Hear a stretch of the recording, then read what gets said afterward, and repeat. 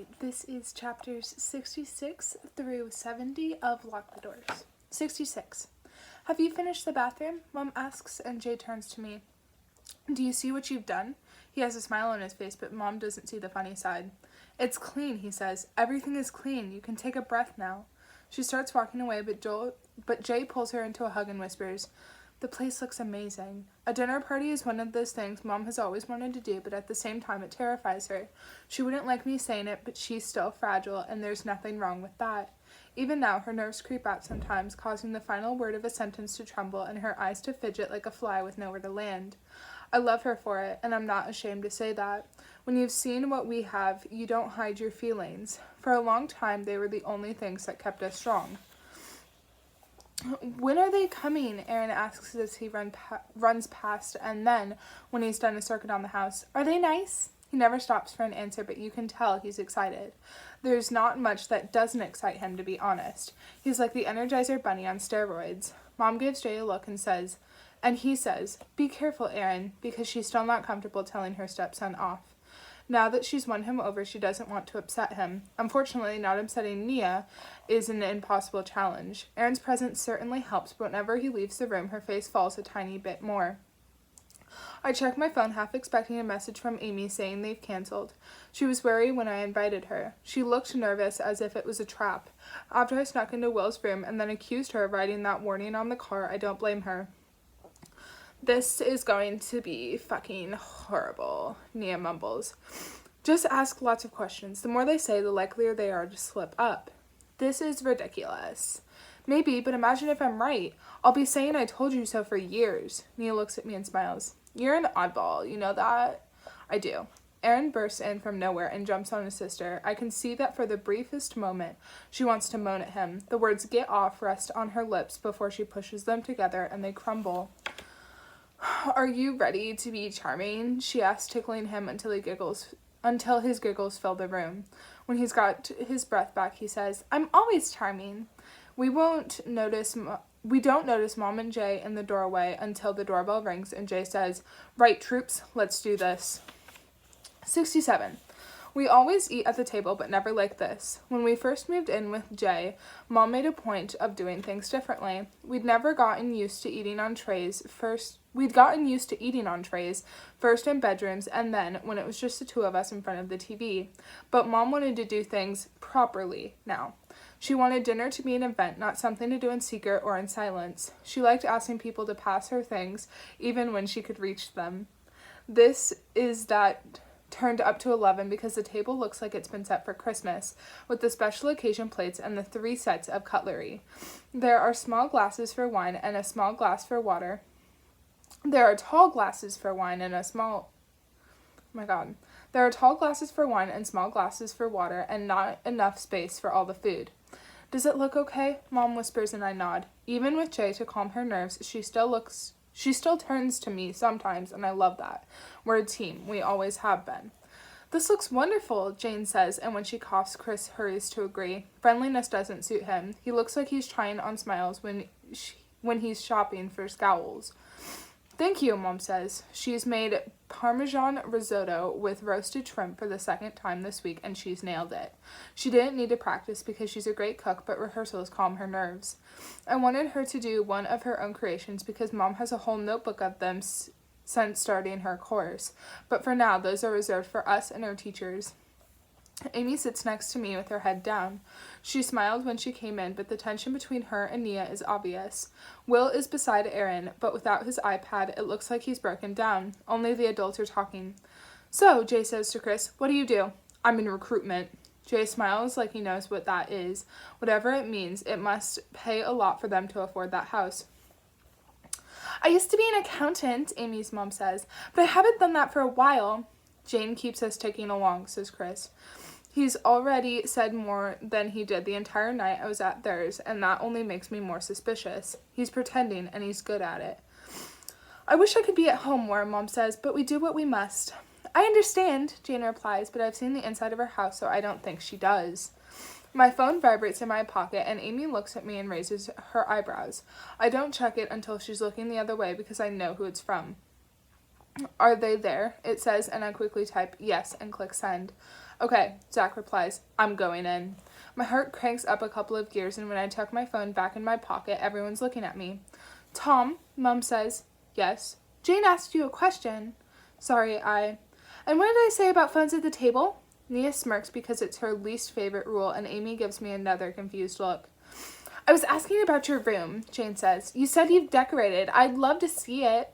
Is she mocking me? Does she know I was playing with her when I mentioned it, and now she's returning the favor? Before I can reply, Jane's already out of her seat and heading towards the stairs, saying, Come on, then.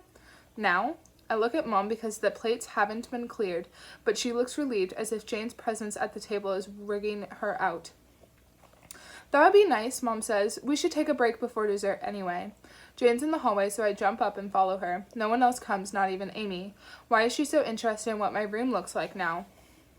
This is lovely, Jane says, walking toward my window and looking out. Her new home stares back at us, lit up by the spotlights that could give Zach away any second. I try to find him in the shadows, but he's not there. If he does what I told him, he'll move from window to window searching for clues, eventually walking straight into Jane's line of sight. I reach for the curtains, but Jane doesn't budge. I didn't realize quite how much you could see from here, she says. You could spy on us if you wanted to. She says it with a smile, but neither of us laugh. Has she noticed me watching? Is everything I've seen been an act? My phone buzzes and she says, You're popular tonight. It's just notifications, nothing important. Jane puts both hands on my windowsill and stares out. She can't possibly know what we're doing, but I don't think she trusts me. Every look and every word come with a hidden meaning. She's one of those people whose eyes tell a different story than their mouth, and the more time I spend with her, the more I think she's the one to be scared of. Chris is hardly there. He's like a ghost, haunting the edges of rooms like Amy in those photographs. But Jane's different. When she turns her head back, I quickly check my phone. You need to see this. Zach's found something, and I have to fight to keep everything in check. My heart is beating so fast, I'm sure Jane will hear it. My palms are hot and clammy, and I can't keep still. I think I see Zach move in the half light outside my window, but blink and he's gone. Jane has turned to look at me. Are you okay? She asks, but doesn't wait for an answer. Instead, she goes over and runs her hands over the paint now covering those words. Help me. There's a creak in the floorboards, and when I turn, I see Amy in the doorway. Tom's really making it his own, Jane says, but her daughter doesn't reply. She looks over my shoulder, and for a moment, I'm terrified she's seen Zach. Amy's eyes change, but she doesn't say anything. Maybe it's just the feeling of being in this house. Maybe it's bringing back the memories I'm so desperate to unlock. Or perhaps she feels as uneasy in her mom's presence as I do. Jane follows Amy's eyes to the window, and that's when I see a shape in the Pierce's driveway, appearing and vanishing in the dark. Jane steps slowly across my bedroom floor until she can almost touch a glass, and if Zach moves again, she'll see him. I hold my breath and hope I look calm, even though my insides are doing somersaults. Then I watch Amy, trying to figure out if she knows what she saw or thinks it's her eyes playing tricks. She's barely said a word since they arrived, and I don't know if that's because of me or her parents. Dessert is served, Jay shouts up the stairs, and I breathe out too loudly. Come on, Mom, desserts are awesome. On the way down, I reply to Zach. What is it? And he messages back instantly. I'm not sure, just come. That wasn't part of the plan. I can't leave the meal without attracting attention, unless they don't know I'm gone. I'm going to the toilet, I say, but while everyone is distracted, I gently open the front door and leave. I run to the end of the street, then dial Zach's number. I'm outside, I whisper, Where are you? I hear stones crunching from the other side of the wall, then a grunt just before Zach's head appears a few meters away. Come over, he says. You'll want to see this. When I don't move, he said, This was your idea, come on. But this wasn't my idea. I should be having awkward conversations with the Pierces. We shouldn't both be trespassing. How am I going to explain this if we're caught? Tom, Zach hisses. Quickly. He's pushed the brown garden waste bin against the wall so it's easy to climb over. How's it going, he asks. Did you save me some leftovers? This isn't funny. I'm not laughing, I'm just hungry. Zach smiles, but I don't have time to muck about. He's making light of this because it's his only way of coping. If he didn't joke, he'd convince himself the police were on their way. What did you find? He starts walking away from the house, deeper into a garden that feels infinite in the dark. Amy's house is lit up through the patio doors, and I'm tempted to try them. Another lock in Will's room could give me the evidence I'm searching for, but whatever Zach has found, it's in the opposite direction.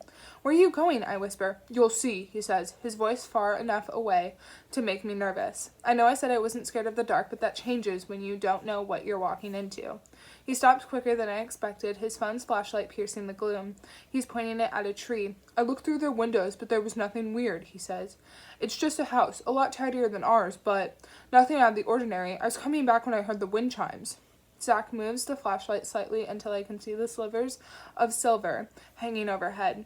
Every now and then the faint breeze catches them just enough to make them tinkle. But that's not what I'm looking at. There's something else, a box hanging from the same branch with a flower drawn on the side. I've seen the same drawing in Amy's journal, hundreds of variations of that intricate design.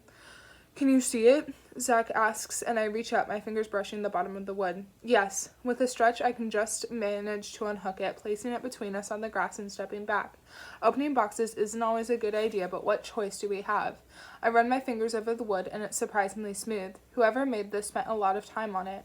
Zach holds the phone closer as I lift the latch, then peer inside. Nothing jumps out, nothing changes. All we can see is paper.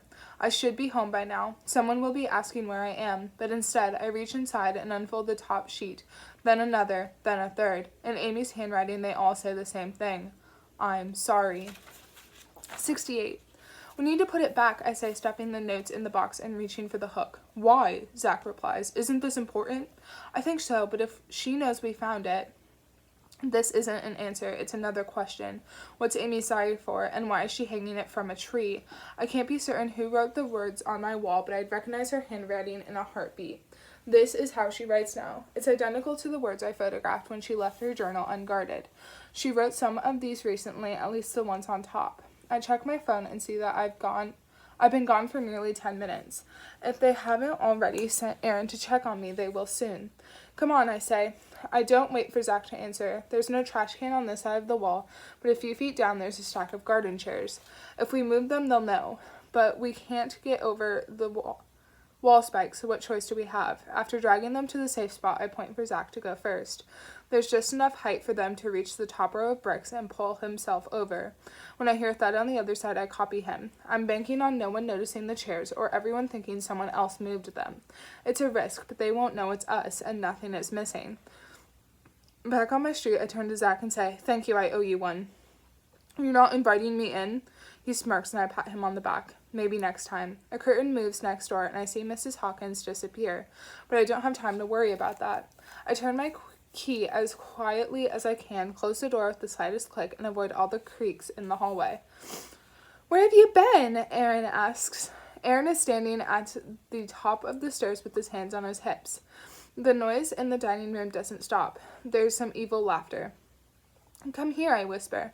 My stepbrother plods down the stairs, not caring who hears, and when Mom shouts, "Did you find him?" I hold a finger to my lips. "He did," I reply. "Hurry up," she says, "you're missing all the fun." I crouch down next to Aaron and say, "I was in the bathroom, okay? I know you saw me come in from outside, but that's a secret. Are we cool?" I hold my fist out, and he bumps it. "Yep." Aaron's a good kid. His sister's animosity toward me hasn't rubbed off on him yet, and I hope it never will. "Where were you, though?" he asks, and I squeeze his shoulder. "I'll tell you, I promise, but not yet, okay?" He nods, then walks into the dining room and shouts, "Tom was in the bathroom a long time." When you're 6, there's no such thing as subtle. Everyone laughs, even Chris, and I wonder what's changed since I left. I sit down next to Amy and try to look as calm as possible. She's smiling, but her eyes look strange. "What's so funny?" I ask. Jay says, "I was telling everyone about your theory. Remember when we first moved in, you thought Chris and Jane were locking their kids in their bedrooms?" The freezing chill shoots through me, and I take a bite of my cheesecake to buy a few seconds. I glance up, and that's when I see the difference. They are all laughing, but only Jay means it. Mom is shrinking into herself, desperate for him to stop. Chris looks angry, his lips switching from a smile to a scowl and back again. Jane has the same look in her eyes as the day she came over for tea, like she's daring me to do something. Nia seems embarrassed, and Amy, the note we found that said, "She's sorry, but for what?" "Whatever gave you that idea?" Jane says, and there it is, the dare. She wants me to tell her everything I know, but I know more than she thinks. I open my mouth to speak, then catch Mom's eye. I've seen that look so many times, the moment before she cries. I always wanted to stop it, but couldn't because I was too young or too scared or too helpless. I could tell Amy's family everything and force it out of them. Maybe not the truth, but something real, a glimpse of whatever they're hiding. But instead, I say, I know, right? I saw a few holes and let my imagination get the better of me. Jane's laugh is like the last trickle of an empty tap. Mom smiles at me, relief washing over her face, and then Amy's hand touches mine. She doesn't look at me. Her eyes are fixed firmly ahead, but she's thanking me in her own way. Everyone knows I could make a scene because there's enough evidence to shake it all out on the table and see how it lands, but I won't do that to Mom. She's worked so hard to make tonight perfect. I can't take that away from her. When I do finally challenge Amy's family, they won't be able to laugh their way out of it. 69. Once the table is clear, Amy whispers, "Thank you." For what? For believing me. How can I ask about the wind chimes and the box full of apologies now? She thinks I've finally admitted defeat when I'm preparing for a knockout blow. Why don't you two play? Jay says to Aaron and Will, but while my stepbrother jumps out of his seat, Amy's brother doesn't move a muscle. When Jane nudges him, he mumbles, "I'm 10, and Aaron looks offended. I'm 17, Nia says, but we still play together, don't we, mate? Aaron beams and looks at Will with the same eyes that get him a new toy whenever he wants. Fine, Will mumbles, following them into the living room and sitting with a face on while my stepbrother explains everything in his toy box in fine detail. Amy watches them, then turns to me and says, "This was a good idea." She's still holding my hand under the table, drawing circles in my palm with her thumb. It tickles just enough to feel nice, and when I've finally solved whatever is going on, I hope she still does it. Because when Amy touches me, I feel nervous and excited and 100 other things, and I wish this wasn't so confusing. I wish I'd found nothing in our garden. I wish this was a normal dinner party with normal guests. I want to lose myself in this moment, and I want to enjoy Mom's smile that has come back strong since I turned my fears into a joke. I think she smiled even wider if she could see Amy holding my hand. I don't blame Mom for wanting something else now. She lived in the darkness for too long, but if I didn't know it would upset her, I'd ask her to take a closer look at our guests. I thought Amy was the key, then I was sure it was Will. 2 kids leaving notes and signs and warnings they were too scared to explain. But now I need to solve this the old-fashioned way. 70. Aaron is exhausted by the time he finally goes to bed. Nia tucks him in while Jay and Mom load the dishwasher and I tidy the house. When they think no one's watching, they kiss until Mom giggles. She looks like the photographs she hid for most of my life, 20 years younger and 100 times happier. She nuzzles into Jay's shoulder and closes her eyes, and I back away. "Night," I say from the hallway, and Mom comes out and hugs me. "Thank you for tonight," she says. "It was a lovely idea. Everyone seemed to enjoy themselves." "I think so." Mom looks me in the eye. "Did you?" I nod because it's easier than saying I only enjoyed certain parts, like Mom's smile and Amy's hand on mine. "I was worried when you disappeared for so long. Were you feeling all right?" Mom knows me better than anyone, but if she suspects I did something stupid, she hides it. "Yeah, I'm fine. Will you be coming back down?" Mom asks. What she means is, did tonight make me feel better? After a posh meal and a few hours with the girl I like, will I still need to make sure that we've locked up? "Maybe," I say. "I understand. I'm sorry that the last smile I see is her sympathetic one. I'd rather have gone to bed with the memory of how Mom looks when she's alone with Jay, but she can't hide her disappointment that OCD rarely takes a night off." Nia is stroking Aaron's hair when I walk past. His breathing is already loud and steady, the late night taking its toll. She turns and smiles, and I smile back. Whatever she thought of the meal, this is the moment she'll remember. Nia loves putting Aaron to bed. Tonight she doesn't go straight to her room. She knocks on my door and whispers, "Well, what?" Nia grins and shakes her head. "What'd you find at Amy's house? How did you—" "If Aaron makes you a promise, he won't tell anyone," she says, "except me. He didn't know where I went. But you went somewhere, and I'm the smart one in this family." Nia realizes what she said. I can see it in her eyes, but she doesn't correct herself. "So, was it worth it?" I walk past her and close my door, then pull out a notepad and start writing. "If you're the smart one," I say, "help me figure out the clues." Clues. Holes in the door where locks have been. Words written under the wallpaper help me. Stick people carved into the wardrobe, one big and one small. Will's sketch pad. He's drawn the same pictures over and over again. Amy's journal. I see it in the way he looks at me. He can't possibly know the truth, but he knows something isn't right, and I don't think he's going to stop digging. The box hanging from the tree, full of notes that say, I'm sorry. Possible clues. Amy took boy from his mother at the shopping center to teach her a lesson. Suggests she hates bad parents. Rumor about Amy's dad and Evie Wells. Amy says Evie started it. Evie thinks it was Amy. Will tearing up my note in front of me. Chris's handshake. Jane's surprise visit.